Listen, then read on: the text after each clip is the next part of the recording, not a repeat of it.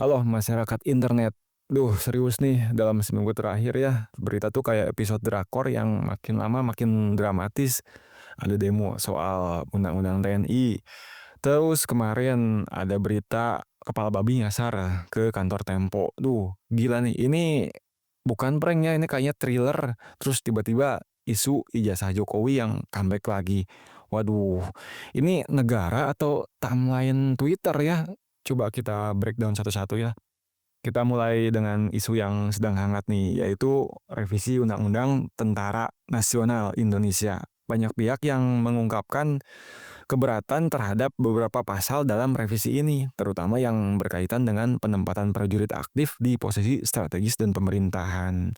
Ini ngingetin kita di situasi di mana jenderal pensiun itu masih punya pengaruh besar. Wah, ini kayak mantan yang udah putus tapi masih suka komen story. Wah, nggak move on bro.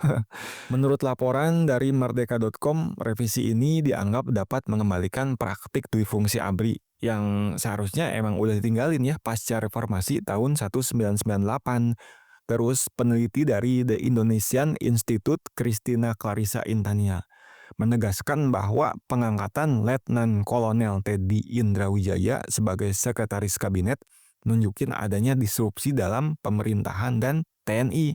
Ya ini pasti menimbulkan kekhawatiran bahwa supremasi sipil akan terancam. Selanjutnya kita beralih ke insiden yang cukup menghebohkan nih, yaitu teror kiriman kepala babi ke wartawan Tempo. Ini terjadi di tengah-tengah penolakan revisi Undang-Undang TNI.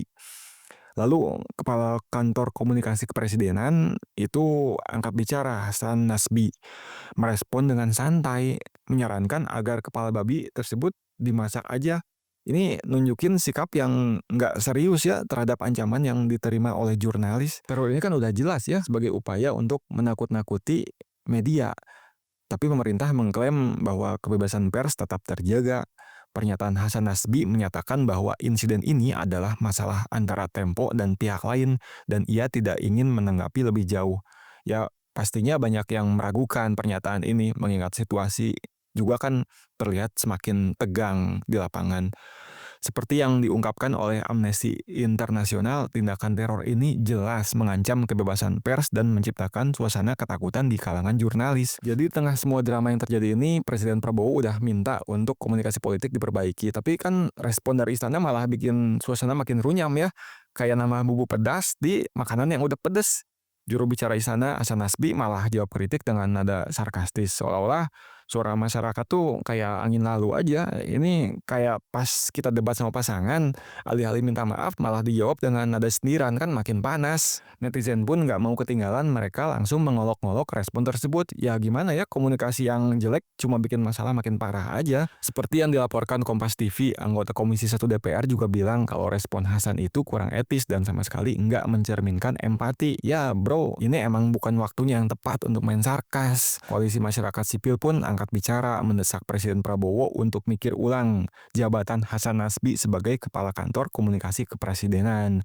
Mereka bilang pernyataan Hasan itu mencerminkan sikap arogan dan rendahnya komitmen pemerintah dalam menjaga demokrasi dan kebebasan sipil. Al-Araf, perwakilan koalisi, bilang kalau pernyataan kayak gitu nggak layak keluar dari mulut seorang pejabat.